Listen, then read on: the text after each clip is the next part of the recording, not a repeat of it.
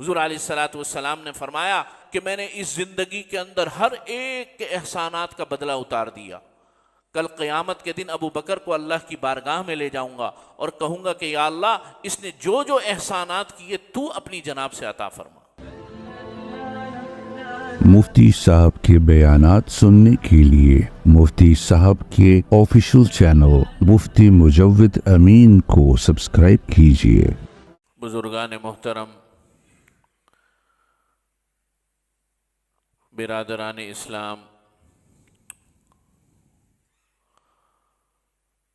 حق تعالی شانہ نے اس امت میں کچھ شخصیات ایسی پیدا کی ہیں کہ جو شخصیات ہدایت کا، سیادت کا، روحانیت کا، قیادت کا ایسا مینار نور تھی اور رہتی دنیا تک، قیامت کے دن کی صبح تک ان کی روشنی اور ان کی خوشبو اس پورے جہاں کو معطر کرتی رہے گی اور منور کرتی رہے گی.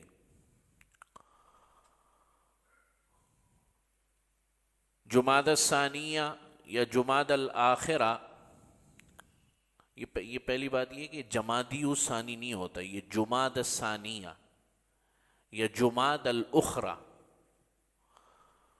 22 تاریخ حضرت سیدنا ابو بکر صدیق رضی اللہ تعالی عنہ کا وفات کا دن ہے، اور خلیفہ اول پیغمبر علیہ الصلاۃ والسلام کی پہلے نائب، اور وہ نائب کہ اہل سنت والجماعت کا متفقہ عقیدہ ہے کہ ان کی یہ نیابت اور خلافت حضور نبی کریم صلی اللہ علیہ وسلم نے خود مقرر فرمائی.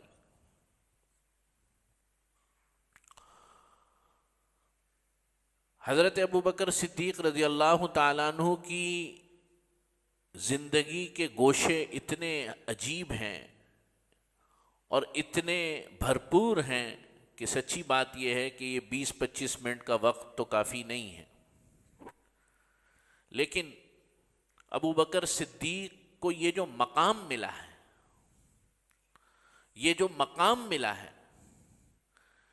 اس مقام کے پیچھے کیا بات ہے؟ ان کی طبیعت کے اندر کون سی ایسی چیز ہے کہ اللہ کے رسول فرما رہے ہیں کہ جنت میں اہل جنت جب جنت میں جانے لگیں گے تو جنت کے دروازے ہیں، روزے داروں کا دروازہ ہے، سخی لوگوں کا دروازہ ہے، نماز پڑھنے والوں کا الگ دروازہ ہے.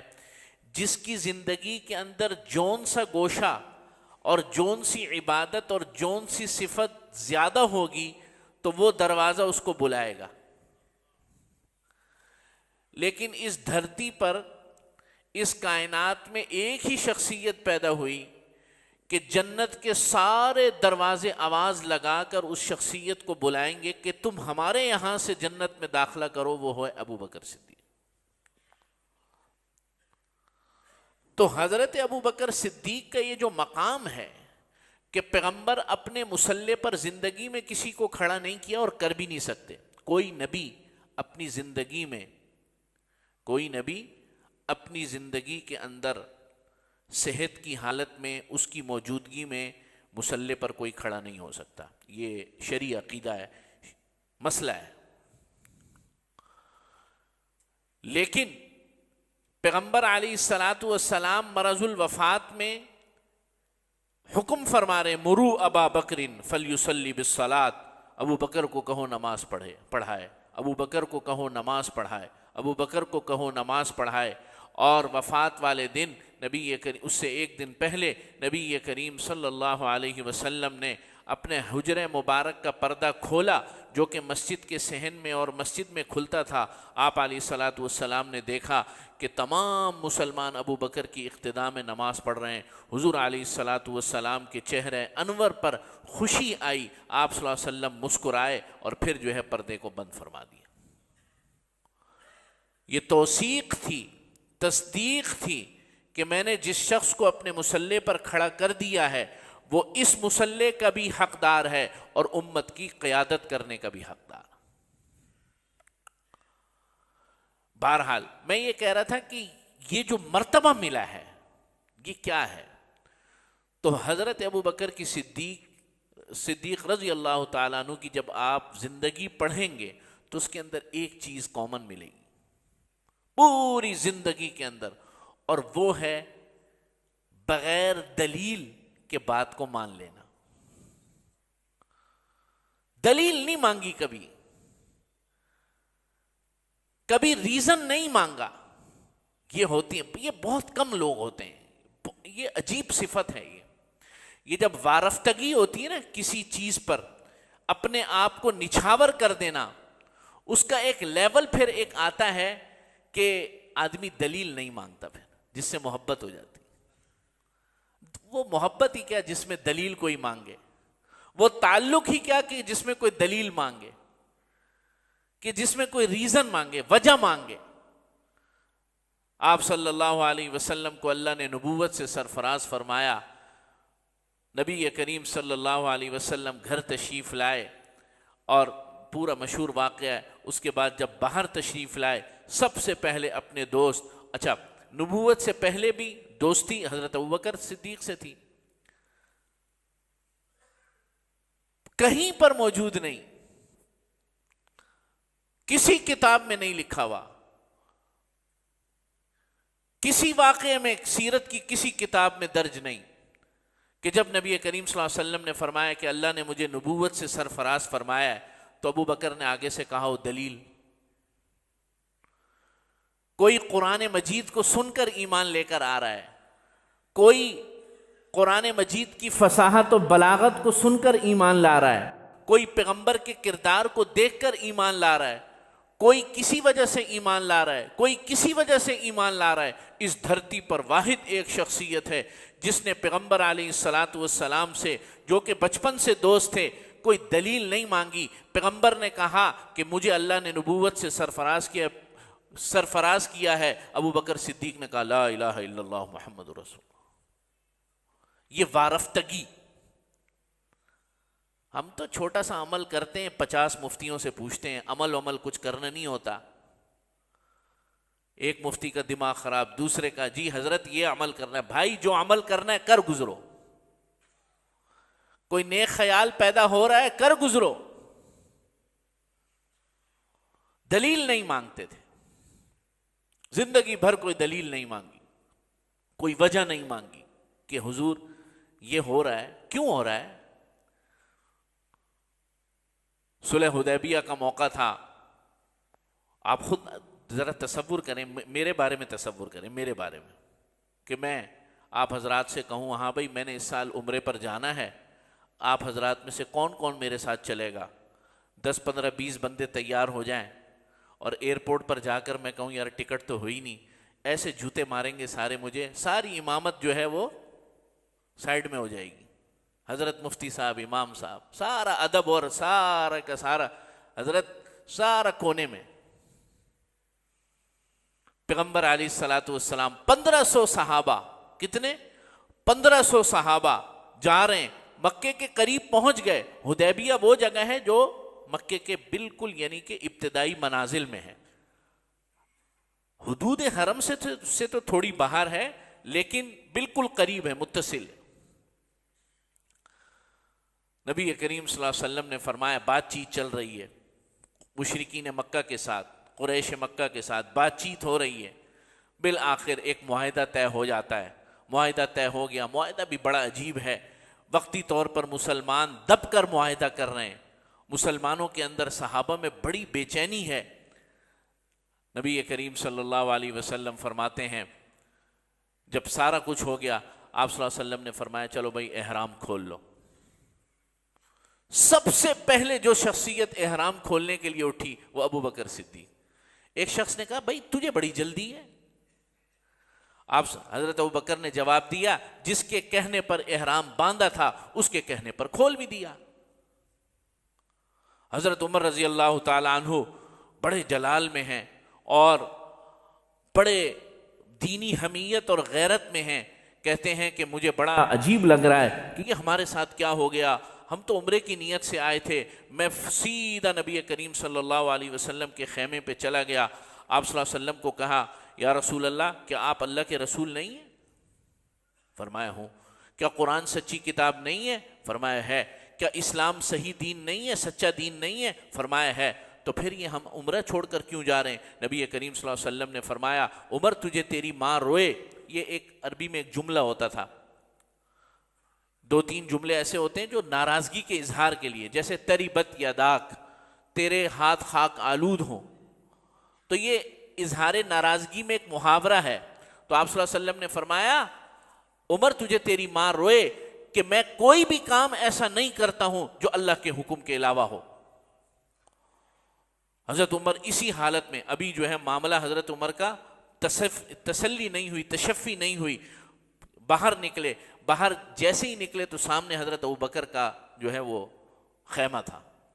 فرمایا وہاں اندر چلا گیا، فرمایا ابوبکر مجھے ایک بات بتا، کیا نبی کریم صلی اللہ علیہ وسلم سچے اللہ کے رسول نہیں؟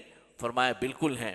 فرمایا کیا اسلام سچا دین نہیں؟ فرمایا سچا دین ہے۔ فرمایا کیا قرآن سچی کتاب نہیں؟ فرمایا بالکل سچی کتاب ہے۔ تو پھر یہ کیا ہو رہا ہے؟ جملے بھی وہی، حضرت ابوبکر کے جملے بھی وہی جو نبی کریم صلی اللہ علیہ وسلم نے فرمایا۔ فرمایا عمر تجھے تیری ماں روئے، کیا نبی نے کبھی ایسا کوئی کام کیا ہے جو اللہ کی وحی کے علاوہ ہو؟ جملے بھی وہی۔ یہ تعلق، یہ وارفتگی، یہ جو ہے ڈٹرمنیشن جسے کہنا چاہیے، آج ہم میں سے وہ ختم ہو گئی۔ آج عمل اتنا سا کرتے ہیں، دلائل اور ریزن اور وجوہات تلاش کرتے ہیں۔ جی 2.5% زکوٰۃ، اگر ٹیکس، ہم تو ٹیکس بھی دیتے ہیں تو 2.5% زکوٰۃ، یہ اب سمجھ نہیں آ رہی بات۔ جی وہ عصر اور مغرب کی نمازیں ایک ساتھ بھی تو پڑھ سکتے ہیں، آج کل یہ بہت چل رہا ہے، فیشن میں، سمجھ رہے ہیں بات؟ جی فلاں کام جو ہے یہ بھی تو کر سکتے ہیں، نماز ایک نہیں پڑھی ہوتی۔ رمضان المبارک کا مہینہ آتا ہے، 8 پڑھنی ہے 20 پڑھنی ہے، پڑھنی 20 بھی نہیں ہوتی نہ 8 پڑھنی ہوتی، بیٹھا ہوا دکان پہ ہوتا ہے، بیٹھا ہوا بازار میں ہوتا ہے۔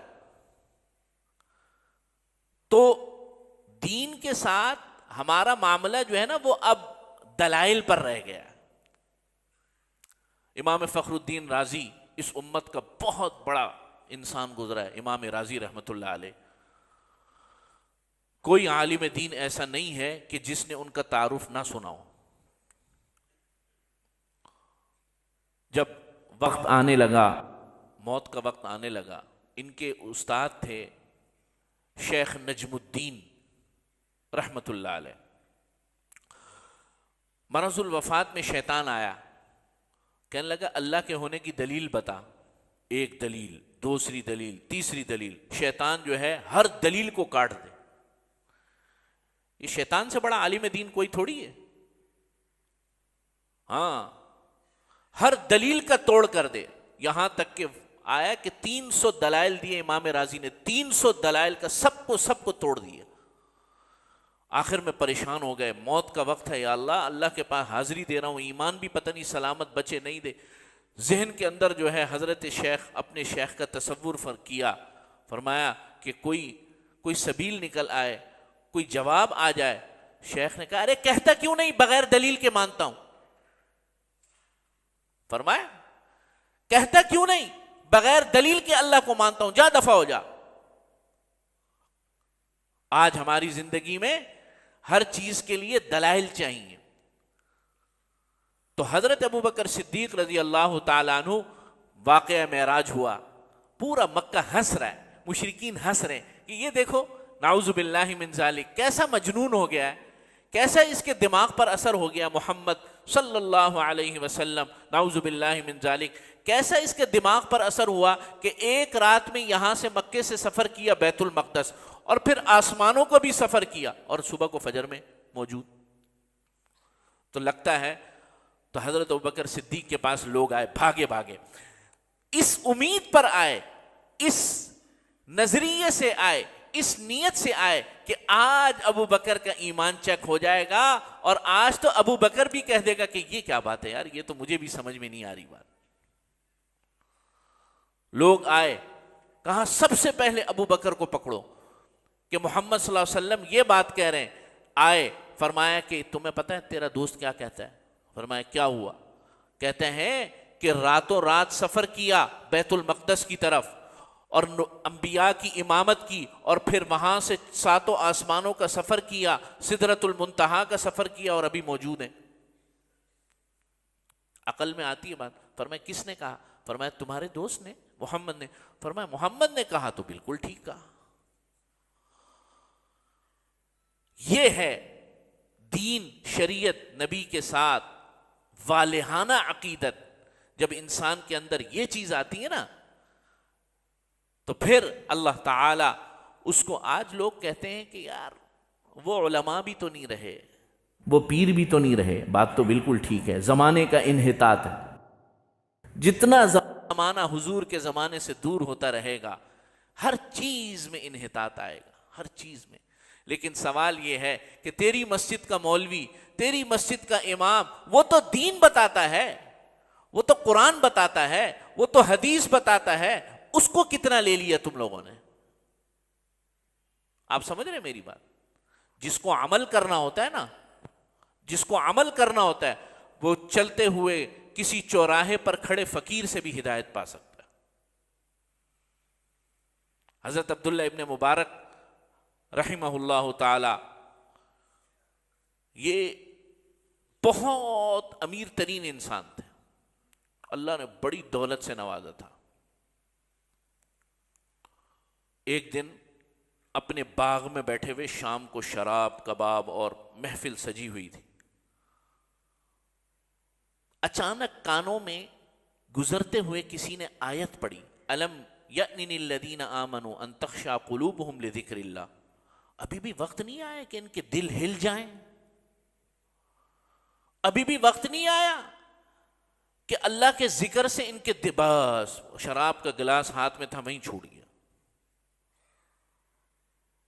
اور پھر حضرت عبداللہ ابن مبارک عابد الحرمین، یا عابد، لقب عجیب مشہور ہوا، حرمین کے عابد، عبادت کرنے والے۔ 1 سال مکے میں ہوتے تھے، 1 سال مدینہ منورہ میں ہوتے تھے، اتنا اللہ نے مقام عطا فرمایا۔ اور 1 سال جہاد کرتے تھے، 1 سال جو ہے حج کرتے تھے، 1 سال جہاد کرتے تھے، کفار کے ساتھ لڑتے تھے، 1 سال حج کرتے تھے۔ تو جس کو ہدایت ملنی ہوتی ہے نا، جس کو دین کی محبت ہو، جس کو دین کی لگن ہو، جس کو دین کی چاہت ہو، وہ گلی میں گزرتے ہوئے آیت اگر اس کے کانوں میں پڑ جائے نا، وہ اس سے بھی ہدایت پا لیتا ہے۔ تو حضرت ابوبکر صدیق کی ساری زندگی یہ تعبیر، آمنا و صدقنا، بس جو کہہ دیا حضور نے فرما دیا، ختم ہو گئی بات۔ تبوک کا موقع آیا، اللہ اکبر، تبوک کا موقع آیا، بڑا سخت موقع، مالی حالات مسلمانوں کے بڑے کمزور، اور قحط اور کھجوروں کے پکنے کا وقت آنے والا ہے، بالکل ابھی آیا نہیں ہے، آنے والا ہے، اور بہت زیادہ گرمی کا موقع۔ نبی کریم صلی اللہ علیہ وسلم نے فرمایا سفر ہے بھائی، جس کے پاس جو ہے لے آئے۔ لوگ آ رہے ہیں، کوئی مال لا رہا ہے، کوئی یہ لا رہا ہے، کوئی سونا لا رہا ہے، کوئی چاندی، جس کے پاس جو ہے، کوئی کھجوریں لا رہا ہے، کوئی کپڑے لا رہا ہے۔ آپ صلی اللہ علیہ وسلم ہر ایک سے سوال کر رہے ہیں، ہاں بھائی کیا لائے ہو؟ حضرت ابوبکر صدیق گھر گئے، سفر کا موقع ہے، فرمایا گھر والوں کو کہا ایک چادر بچھائی، کہ سب کچھ اس میں ڈال دو، اپنے تن پر ایک ایک کپڑا چھوڑ دو، بس ایک ایک کپڑا، گھر والوں کو کہا۔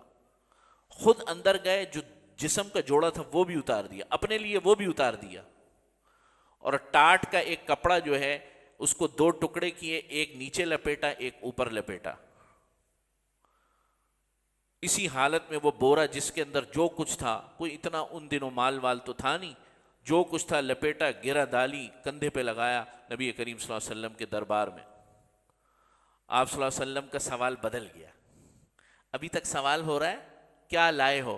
حضرت ابوبکر صدیق آئے، سوال بدل گیا، کیا چھوڑ کے آئے؟ ما ابقیت لأہلک یا ابا بکر، ابوبکر گھر کیا چھوڑ کر آئے ہو؟ اللہ اکبر. فرمایا ابقیت اللہ و رسولہ، کچھ بھی نہیں چھوڑا، اللہ اور اس کے رسول چھوڑ کر آیا ہوں.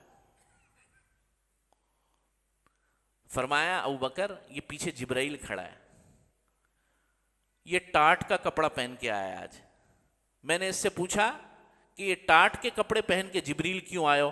فرمایا اللہ نے آسمانوں پر اعلان کر دیا فرشتوں میں آج سارے کے سارے لوگ ابو بکر کے اس میں ٹاٹ کے کپڑے پہنے. یہ ہے زندگی حضرت ابو بکر صدیق کی، کہ اس موقع پر حضرت عمر نے فرمایا کہ میرا پورے کا پورا پلان تھا کہ آج میں ابو بکر کو پچھاڑ دوں گا. جب دربار میں آیا تو معاملہ ہی بدلا ہوا ہے، یہ تو کائنات ہی الگ ہے. حضور علیہ الصلوۃ والسلام نے فرمایا کہ میں نے جس کا مال لیا بیگانہ سمجھ کے استعمال کیا، اجنبی سمجھ کے استعمال کیا کہ کل کو اگر مجھے حساب دینا پڑے تو حساب دے دوں. ابو بکر کا مال میں نے اپنا مال سمجھ کے استعمال کیا. یہ بہت بڑی بات ہے، یہ معمولی بات نہیں ہے. اس پیغمبر، اس امت کا آخری نبی کہہ رہا ہے کہ میں نے ہر ایک کے مال کے اندر جس نے مجھے دیا امانت و وفا کا پورا لحاظ رکھا. ابو بکر کا مال تو میں نے اپنا مال سمجھ کے استعمال کیا. یعنی ابو بکر سے مجھے یہ امید ہی نہیں ہے کہ کل کو مجھے ابو بکر کوئی سوال کر سکے. اور پھر فرمایا کہ میں نے اس زندگی کے اندر ہر ایک کے احسانات کا بدلہ اتار دیا. کل قیامت کے دن ابو بکر کو اللہ کی بارگاہ میں لے جاؤں گا اور کہوں گا کہ یا اللہ اس نے جو جو احسانات کیے تو اپنی جناب سے عطا فرما. زندگی میں نے سب کے احسانات کے بدلے دے دیے، ابو بکر کے احسانات کے بدلے قیامت کے دن اللہ دے گا. اور پھر فرمایا کہ ابو بکر تو آج میرا ساتھی ہے، انشاءاللہ تعالی حوض کوثر پر، جب حوض کوثر پر میں اپنی امت کو پانی پلاؤں گا اس حوض پر بھی تو میرے ساتھ ہوگا. ایک دن نبی کریم صلی اللہ علیہ وسلم نے صحابہ سے کہا بھائی کم کم ملا کرو، اس سے محبت بڑھتی ہے.